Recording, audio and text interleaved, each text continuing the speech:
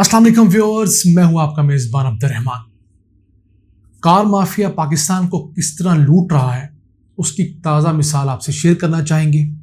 कौमी असम्बली की public accounts committee के सामने इंकशाफ किया गया है कि गुज़िश्ता 6 माह के दौरान कार माफिया कंपनियों ने पाकिस्तानियों से 198 अरब रुपए एडवांस की मद में ले रखे हैं। लुक एट दैट, तकरीबन 200 अरब रुपया इन्होंने गाड़ियां देने के एवज एडवांस की मद में ले रखा है। अब इस रकम को ये करते क्या है?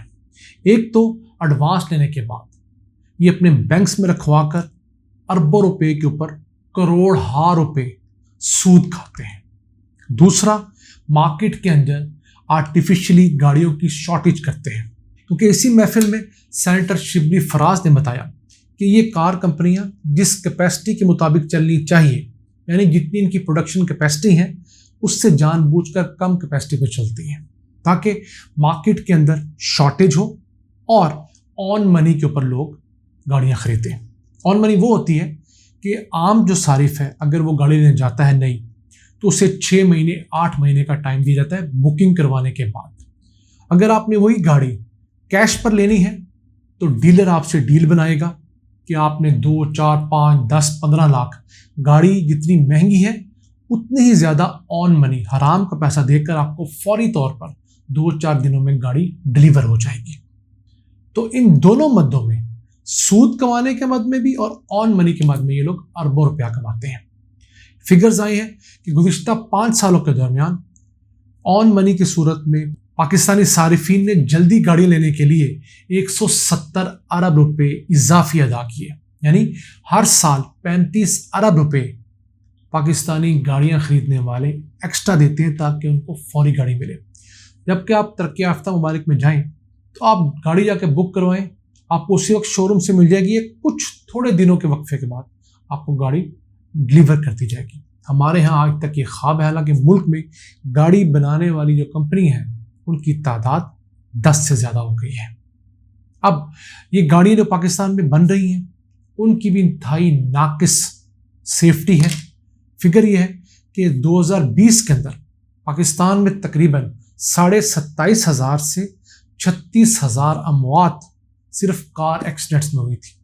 Look at that. अक्सरियती गाड़ियों में ना एयरबैग, ना अच्छी ब्रेक्स, ना कोई और सेफ्टी फीचर्स। जबकि अगर आप बात करें यूके की तो पूरे साल में सिर्फ 1,500 अमवात होती हैं वहाँ पर ट्रैफिक हादसा में। चलें, यहाँ पर बहुत सारे लोग आर्गूमेंट दे सकते हैं कि यूके हमसे 3 गुना छोटा मुल्क है, 7 करोड़ की आबादी तकरीबन। अगर उसकी आबादी पाकिस्तान की तरह 21 करोड़ होती तो कितनी अमवात होनी थी कार एक्सीडेंट में? इसको मल्टीप्लाई बाय 3 कर लें, तकरीबन 4,500 अमवात। कहाँ 4,500 और कहाँ 27,500। रोजाना 75 लोग, 75 खानदान बर्बाद हो रहे हैं। क्यों? ट्रैफिक एक्सीडेंट में जान भाग होकर। और हमारी हुकूमत आज तक इसका डाटा ही कंपाइल नहीं कर पा रही कि एग्जैक्ट फिगर क्या है। 500,000 का फर्क होना चाहिए, 27,500 से 36,000 का फिगर दिया जाता है। इसके अलावा 50,000 से ज्यादा अफराद ऐसे होते हैं जो सीरियसली इंजर्ड होते हैं, जिंदगी भर के लिए अपाहज होते हैं। और फिर मुल्क में इंश्योरेंस का भी कोई निज़ाम नहीं है कि अगर कोई आपको मार के चला गया है तो शायद आपको कोई इंश्योरेंस हो या उसकी इंश्योरेंस हो, उसको जुर्माना किया जाए। तो ये एक निज़ाम होना चाहिए, जो सड़क पर गाड़ी आई है उसका तकाफुल या इंश्योरेंस होनी चाहिए, वरना वो गाड़ी सड़क पर ना आए। वापस चलते हैं पब्लिक अकाउंट्स कमेटी की हियरिंग की जानिब। उसमें इंकशाफ किया गया कि टोयोटा कंपनी जो है उसने गुज़िश्ता साल में 108 अरब रुपए की सेल की है, लेकिन वो बड़े मासूम होकर बता रहे थे कि इसमें से हमारा मुनाफा सिर्फ 2% है, यानी 2 अरब 30 करोड़ रुपया हमने मुनाफा कमाया है, जबकि 44 अरब रुपया टैक्स दिया है। अब ये मुनाफा तो है जो पाकिस्तान में डिक्लेयर किया गया है, लेकिन एक और 2 नंबरी भी ये तमाम कंपनियां कर रही हैं। वो क्या है कि पाकिस्तान के अंदर जो ये पार्ट्स बनाती हैं, इनके बकौल मान लें तो 55% जो पार्ट्स हैं पाकिस्तान में बनते हैं, जबकि 45% जो पार्ट्स हैं वो ये इंपोर्ट करती हैं। पूरा इंजन, पूरा ट्रांसमिशन का सिस्टम, इलेक्ट्रॉनिक्स के मेजर सिस्टम ये इंपोर्ट करते हैं। तो होता क्या है? मिसाल के तौर पर टोयोटा है, होंडा है, सुजुकी है। इन्होंने अगर साल پاکستان میں 1,00,000 گاڑی بنانی ہے، تو یہ پاکستان کی جو 1,00,000 گاڑیاں ہیں ان کے انجنز، ان کی ٹرانسمیشن، ان کا الیکٹرانکس کا جو میجر کمپوننٹ ہے وہ ویتنام کی فیکٹری میں، کوریا کی فیکٹری میں، جو بھی ان کی متعلقہ جاپان کی فیکٹری ہے وہاں بنا لیں گی۔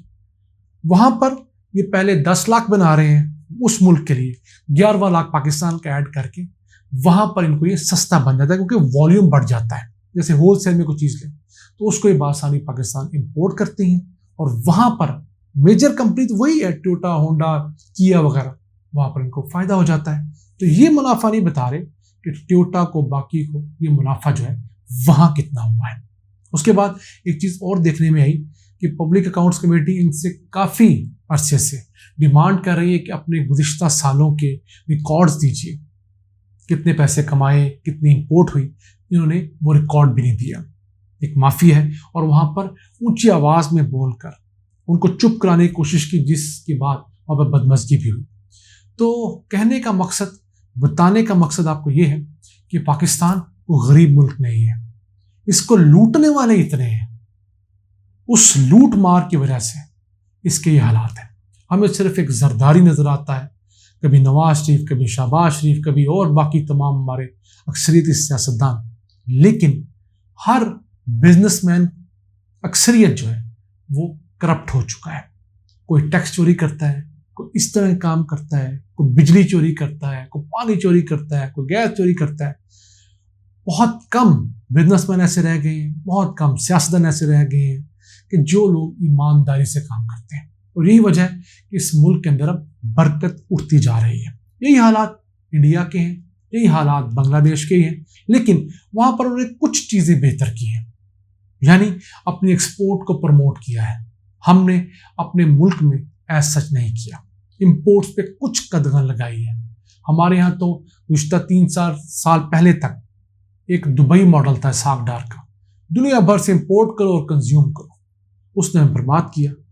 تو اب ایک اچھی خبر بھی دیتے جائیں کار مافیا سے متعلق، کہ پاکستان UN کا ایک چارٹر ہے WP29، جس کے تحت ہر کار بنانے والی کمپنی جو ہے وہ 17 سیفٹی فیچرز گاڑی میں رکھنے کی پابند ہوگی۔ تو اس کے اوپر 15 جولائی سن 2022 سے ہی امپلیمنٹیشن ہونا شروع ہو گئی ہے۔ اب جو گاڑیوں کی پروڈکشن 15 جولائی سے ہو رہی ہے، اسی ماہ سے، ان کے اندر ایئر بیگز، اچھی بریکس جو ABS وغیرہ ہے سمیت 17 سیفٹی فیچرز انکلوڈ کیے جا رہے ہیں۔ ہر قسم کی گاڑی، خواہ وہ 660 cc ہے، خواہ وہ 4500 cc ہے۔ تو پھر بھی ایک اچھی خبر ایٹ لاسٹ ہے۔ ہم امید کرتے ہیں کہ اس سلسلے کو مزید اسٹرانگ کیا جائے گا، اور اگر اگلی حکومت PTI کی آتی ہے تو دیگر بہت سارے امتحانوں میں ایک امتحان یہ بھی ہوگا کہ اس کار مافیا کو نتھ ڈالی جائے، جتنے پیسے عوام سے لیتے ہیں اس ویلیو کی گاڑی بھی دی جائے، اور ہر دفعہ ڈالر کا بہانہ کر کے من مانی قیمتیں جو بڑھاتے ہیں کار مافیا بھی، موٹر سائیکل مافیا بھی، ٹریکٹر مافیا بھی، ان کے اوپر ایک قانون سازی کے ذریعے قدغن لگائی جائے، تاکہ پاکستانی عوام کو کچھ تو اپنائیت کا، اپنے ملک کا، اپنی ریاست کا احساس ہو۔ ان الفاظ کے ساتھ اپنے میزبان عبد الرحمان کو اجازت دیجیے۔ اللہ نے کہا۔